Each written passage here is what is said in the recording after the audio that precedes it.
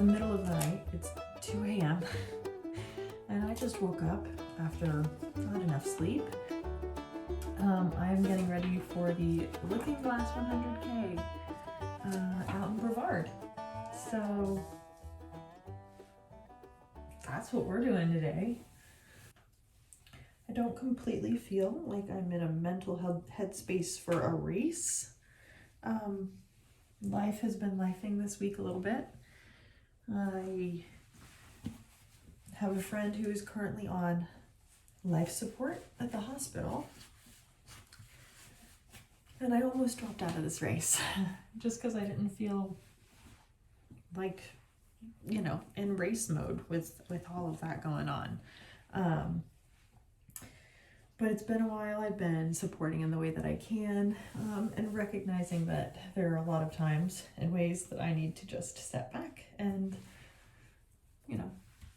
support where I can, but not overstep. So in that regard, I am carrying on, and I am just going to bring her light. I say that as I put my light on, bring her light with me for all 60 miles. She loves doing these sort of trail things, and definitely was always asking me about my races, is always asking me about my races and the things I have coming up. So it feels like something I can do and carry her with me, but I also recognize my brain is all over the place right now, and my emotions have been on an absolute roller coaster this week. So today's goal is mostly just to have fun, and see what happens without putting too much pressure on myself. Don't think I have really enough capacity for anything else other than that, and that's okay. The race this morning starts at 4 a.m. It's about a half hour away, so not too bad. Right outside of Brevard, and typically the course goes up and over the Blue Ridge Parkway, which is a really fun time, and goes over these really beautiful balds, but the parkway is closed right now because we had an Arctic freeze that happened earlier in the week, and there was snow and ice on the parkway, so it closed. So we had to go to the alternate route. But in just like the craziest twist of fate yesterday, a prescribed burn happened in the National Forest, and I think it went somewhere they weren't completely planning, and this is all hearsay. Anyway, for whatever reason, the alternate course got cut also. So yesterday, somehow the race directors pulled off a completely new course plan at like 2 p.m. So bless them for still making it happen. So yeah, this is a brand new course. We're gonna see how it goes. I think there's a pretty long out and back section on a gravel road. But yeah, this will also be my first time, if all works out, with pacers. So I'll have my mom out there and my friend Anthony, maybe, to pace. So we'll see who shows up. I won't have service, so whoever's at the trailhead, great. No part of me wants to eat.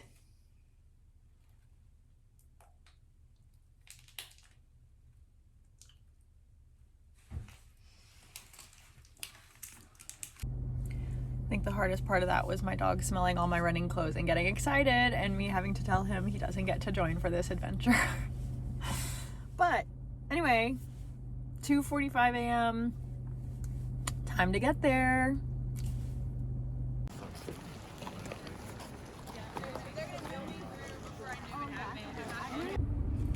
All right, we're here, and I got checked in and got my gear check all done, and got my tracker, which looks like this. Has to stay in this little plastic bag, and it goes in this little like carrier that has like a Velcro piece on the back that I have to attach to my pack somehow. They said on my shoulder because it has to like have the clearest view of the sky for tracking. So yeah, I've got like 25 minutes until the pre-race meeting, so I'm gonna sit in my car for like 20 minutes to stay warm because it's about 35 degrees, and then I'll get out and go warm up my legs just slightly. But yeah, we're all good. We're here early, plenty of time, great parking, can't complain.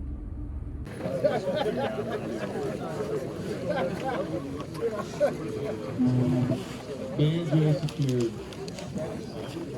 Alright, we're going to be starting in 40 seconds. 40 seconds.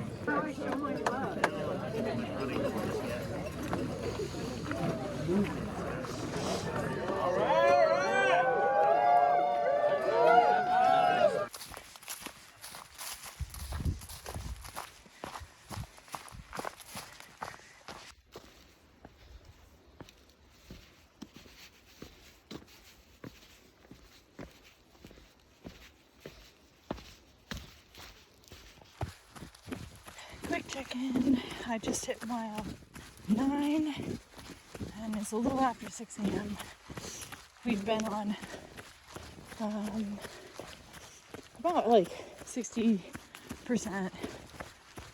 forest service roads and like 30% technical single track trail with a fair few leaves. Going pretty well.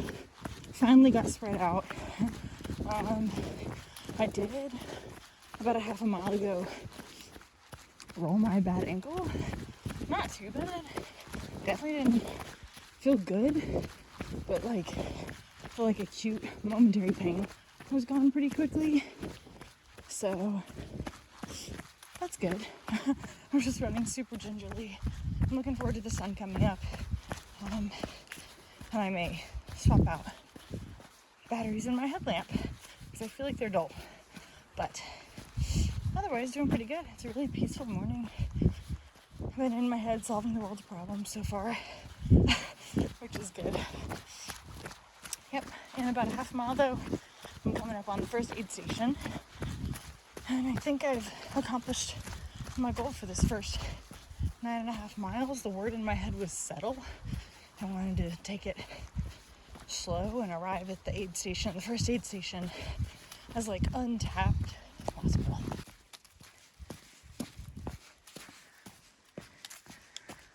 Slowly waking up.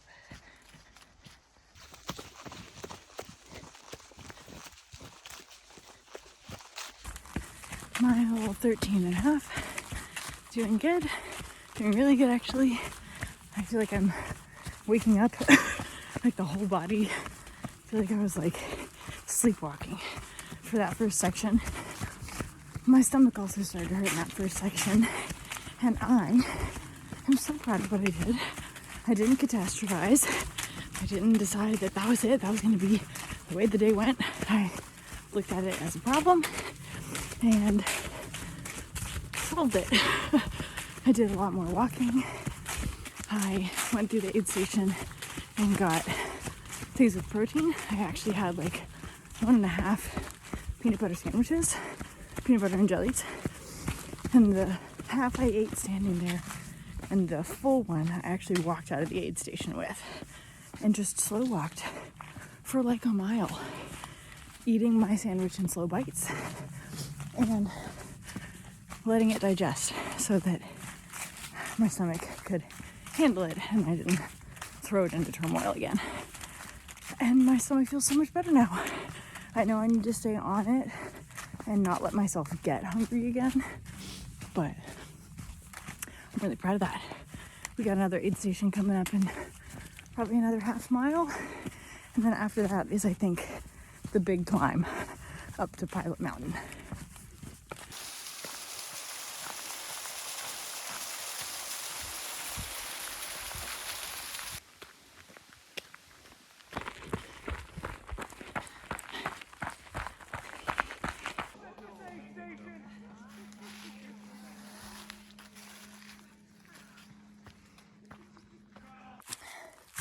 Okay, on the climb up Pilot Mountain, that aid station was really fun. They had a good vibe. I also got to replace the electrolytes I had in this flask because I took one sip of it and hated it. So they had scratch, luckily, so that's what I've got now. I know the climb up Pilot is absolutely relentless. because I've done it many times. But ironically, I do it the other way because the other way is easier. So lucky us, we get to climb up the harder side. Lots of switchbacks, basically 2 miles of switchbacks.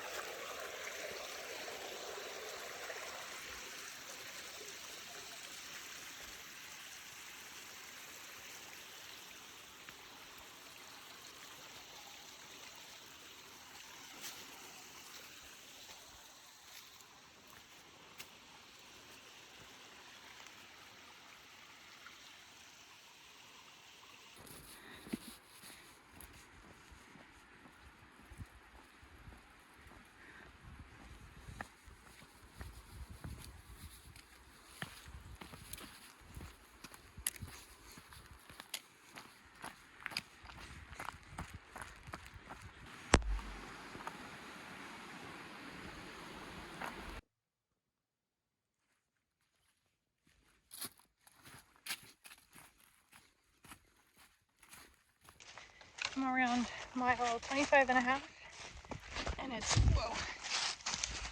quarter to noon. I've definitely slowed down. I would say we've probably done the vast majority of the elevation was in the first half of the race, and that's behind me. It was a doozy, that climb up pilot, so I'm definitely feeling it from that. But otherwise things are pretty good. I don't have any major complaints. I'm managing my stomach well. My feet are good. My legs are tired, but in ways I would expect, and nothing is particularly painful. I've made some friends. Yeah, I'm in a 10-mile section here that will land me back at the fish hatchery, where hopefully my mom will be, and she'll be able to crew me, and then also I believe she can do that next section with me as a pacer, so that'll be nice. Like hiking. Well, right now I am hiking towards some reprieve, but this is some elevation. Oh. I know I signed up for it.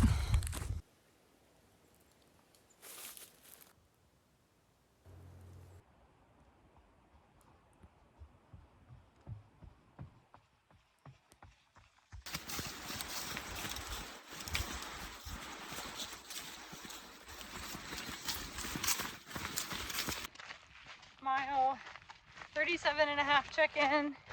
It is almost exactly 3 o'clock. And I'm tired. I'm slumping a little bit, but we're walking up 475B, this Forest Service road. And this is kind of the most boring part of the race. It's just an out and back, an 8-mile each way out and back. But I did go back through the fish hatchery for another aid station stop, and I got my crew. So my mom's here now, pacing me. She's officially my first ever pacer. Pacer. Very official. And she's helping distract me as best she can until I disappear into the corners of my brain. But it's fine. We're doing fine. It is nighttime again. I just dinged mile 48. I am delusional and mostly nonverbal, but we're doing it. Right, Mom? Right. We're doing it strong.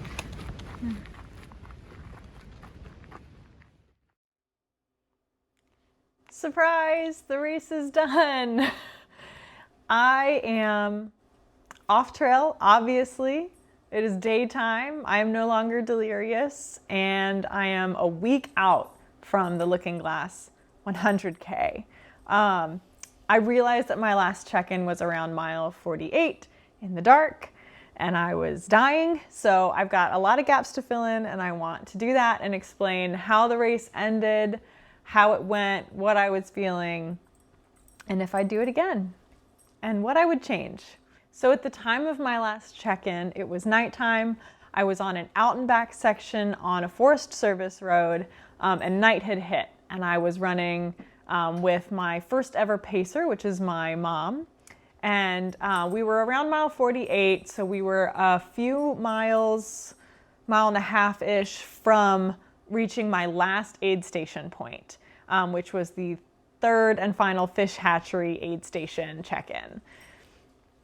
At that point in the race, somewhere in that out and back section, my whole body kind of hit a point and turned a corner, not for the best, but kind of just for the reality of the situation. My whole system was fatigued, and I knew this going into the race. I was starting it after several weeks of not doing great. I had some stressors in life that I shared a little bit about with a good friend of mine in the hospital, and spending a lot of my time and energy outside of work, showing up for my friends and trying to take care of myself. What that means in reality is that I wasn't running leading up to this race, and I actually started the race on just 3 hours of sleep, which is so far from ideal.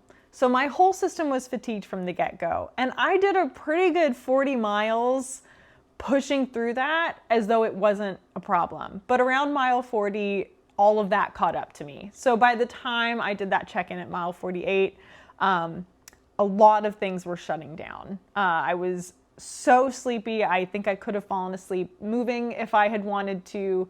And everything was hurting. I didn't have the muscle capacity from all of the training that I had been lacking, and everything was failing. My quads were not holding my knees together. My right hip was so painful. I couldn't lift my right leg to even hike much. It was a struggle. So I was not doing my best at mile 48, but I did make it to the fish hatchery aid station a few miles later, and I switched out pacers. I dropped off my mom, and I picked up my friend Anthony, who went the last 9.5 miles with me.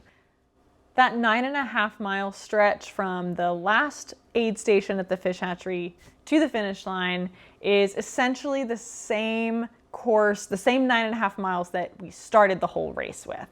But again, it was nighttime. I still wasn't seeing it in the daytime, but I at least knew in my head kind of what to expect, where the Forest Service roads were going to tear off into single track, and where the major, elevation in that section was going to be, because I still had about 1,000 feet of elevation to go up and down between myself and the finish line. That last 9.5 miles was interesting. About half of it was spent kind of really jovial. Anthony did a good job of distracting me. We talked about everything. We solved the world problems, did all of that. Chit-chatting, laughing, joking. And then somewhere in the middle, maybe for the last 4 miles, I went fully nonverbal and fell back into the kind of mental and physical hole that I had been in around mile 48. Everything died again. I was falling asleep in motion, having a hard time even hiking, had to really work on the motivation. It was a true test of my mental game, and I don't think I necessarily failed or succeeded. I think I was somewhere in the middle there of just having learned so much from that experience.